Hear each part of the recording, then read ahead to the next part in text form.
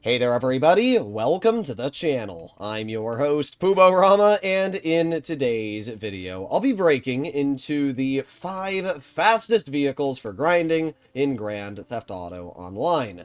Grinding is obviously the most important thing that a lot of people do in GTA. If you want to earn money, if you want to buy new businesses, buy new vehicles, you're going to be grinding. And whether it's times 4 money for the hangar like this week at the time of recording, or you're grinding some other business, at the end of the day, vehicles and tools that will help you finish these missions as fast as possible are obviously some of the most important things that you can use. So that's why hopefully today's guide is going to help you figure out what is the best grinding vehicle for you to make it from point A to point B. Now the first vehicle we're going to be starting off with is the Sparrow.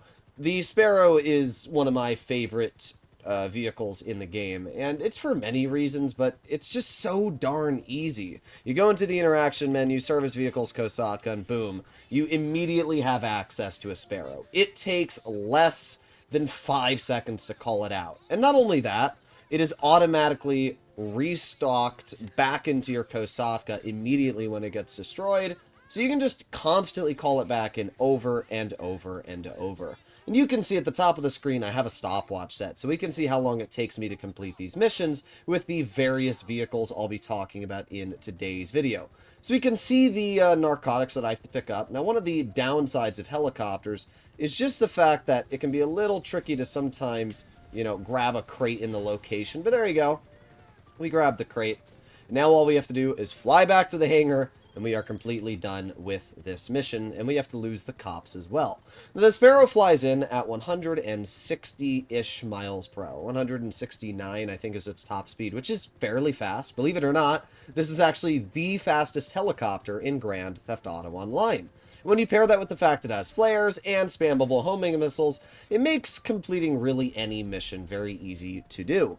Purchasing the Sparrow is also not that expensive. You need to own a Kosatka, and obviously the Kosatka is the best way of earning money with the Cayo Perico heist, so that's kind of a mandatory purchase anyway, and then getting the Sparrow is only going to set you back another, 1.7 million? It's really not that expensive, and it's really one of the cheapest vehicles we'll be talking about in today's video. So as you can see, we're at 2 minutes and 30 seconds on the clock, and I'm just going to fly back to the hangar, and we'll see how long it takes us to entirely complete this mission. As you can see, we are getting to the hangar right now, and then we just have to land the Sparrow right in the circle, and done. 2 minutes, 54 seconds. That's a pretty quick completion time, as we can see. In general, the Sparrow is a great tool for people that don't want to spend a lot of time on their missions, and they want to complete them as fast as possible. The Avenger is one of my favorite sourcing vehicles in the game, mainly because of the fact it is incredibly durable. This aircraft can survive an absolute beating. Even if you're in a public lobby, the Avenger can survive upwards of 27 to 28 homing missiles before it's destroyed.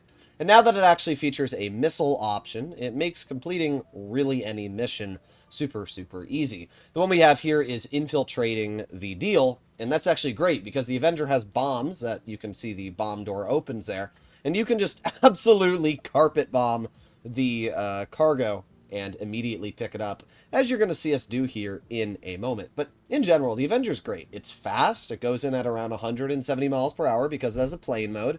As I said, it's insanely durable. You're really never going to have to worry about respawning it because it can take so many shots. That's never a problem.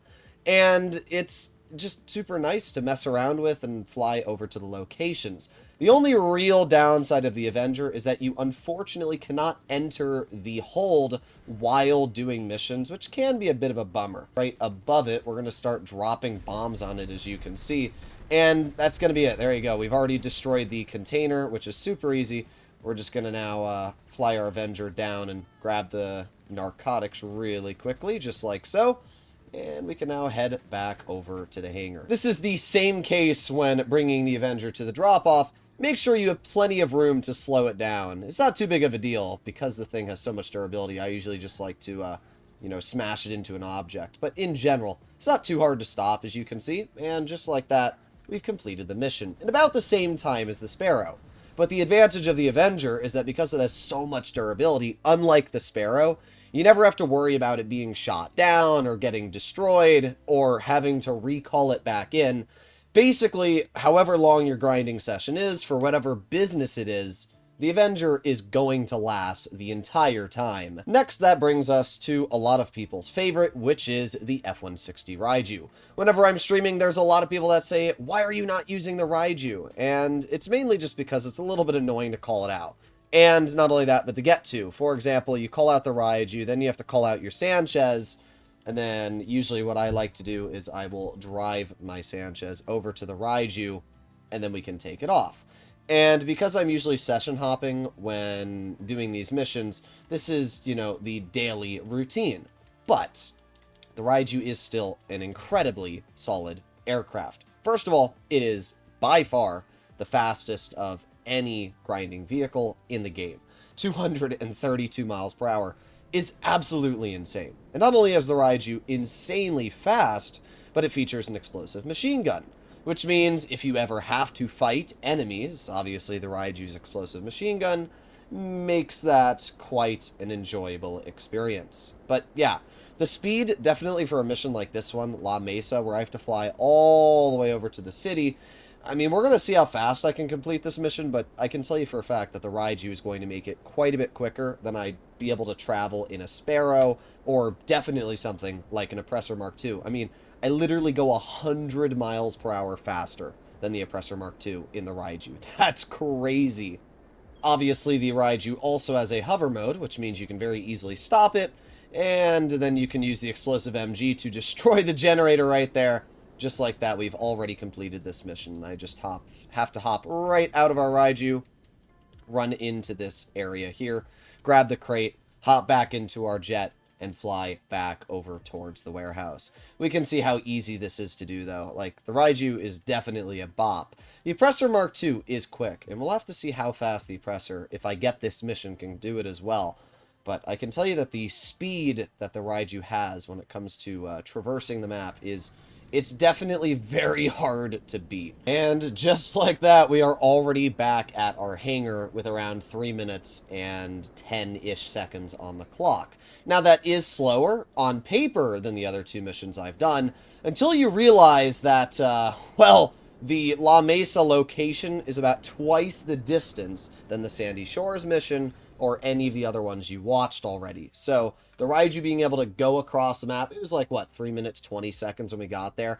It is kind of crazy just how fast the Raiju is. And speak of the devil, we have a La Mesa mission with our Oppressor. So we'll actually be able to see just how fast we can do the exact same mission with the Oppressor Mark II versus the Raiju. But indeed, the Oppressor does make the list for today's video. I don't think anybody can really disagree with the capabilities the Oppressor Mark II has. Across long distance, obviously, faster aircraft and vehicles are going to be a pretty solid choice. But the thing that the Oppressor has is just ease of access, right? It's a personal vehicle. You can call it in instantly at the interaction menu. Not only that, but especially when you're doing town-sided missions for your agency, for, vehicle cargo sourcing, for your warehouses in general, it's very easy to just pull the Oppressor out and immediately make it from, point A to point B, grab the crate, bring it back to your warehouses. It's fast, it goes 130 miles per hour, as you can see on the speedometer there, but it's definitely not nearly as fast as something like the F-160 Raiju. So for this mission, we once again have to destroy another generator. So we just have to fly the Oppressor right into this corner here, destroy the generator. Now, one thing I will say that I do love about the Oppressor is the ability to just, go right into the crate and then, not actually have to get off the vehicle. That is incredibly nice. And because you have the rocket boost, you can instantly accelerate back up to speed. Well, you know what? There really wasn't that much of a difference between the Raiju and the Oppressor Mark II. And both of those missions were in the city and, pretty similar distances from each other. But yet the Oppressor still impressively did 3 minutes and 14 seconds, which, if I'm not mistaken, was about the same time as the Raiju. I think the Raiju is a really, really good shout if you are doing missions that are over a long distance and you don't need to call it in, hop into it. But at the end of the day, I always say this, right? A lot of people think speed is key. The Oppressor is still a beast because not only does it have a rocket boost when you slow down, but you saw I could fly it right into the little area where the crate was, grab the crate, and then bring it back instead of having to land my jet, hop out of the jet, walk over to the crate, walk back over to my plane, wait for the engines to start up, and then start taking off and accelerating. The Oppressor doesn't have to do any of that. It just immediately accelerates, and you don't have to worry about crashing. So if you asked me which of the two I think are better, Oppressor versus the Raiju, I'd legitimately still say the Oppressor. I think it's easier. I think it's just a better choice out of the two. And then that brings us to this, the FH-1 Hunter, which is honestly one of my all-time favorite aircraft in Grand Theft Auto Online. Yeah, it's not as fast as the Raiju, and it's not as flexible as the Oppressor, but it has advantages over both of them. First of all, it's a helicopter, which means it's very easy to hover and obviously do whatever you need. And it's really nice because you have a missile barrage option, which means you can just annihilate an entire area of enemies. It has bombs, which means for certain missions you can just bomb the heck out of whatever you want and absolutely obliterate there as well. And it has non-stop homing missiles. Plus, it has an insane amount of durability, which means that you can complete multiple missions without your aircraft taking any damage or even having to worry about it smoking. When you pair that with the fact it goes around 30-ish miles per hour faster than the Oppressor Mark II, it's just a really, really solid shout in general. I really do like my FH-1 Hunter, and it's a choice that you will see me use quite a bit when grinding. So we can see here for this mission, for example, all I need to do is tap right into that crate. That's it. Now we head back over to the hangar, and we're completely done. This is definitely the quickest of the missions I've done so far, but to be fair, it is a lot closer of a destination than La Mesa.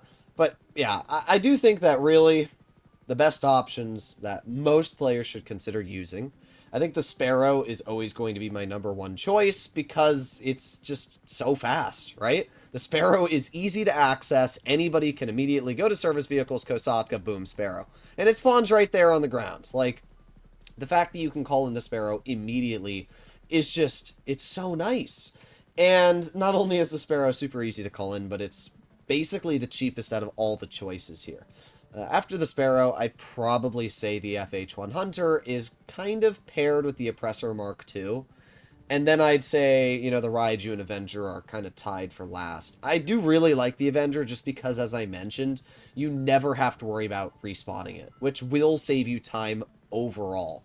So I think all of these are really solid shouts, and if you own them, try them out, see what you like the best.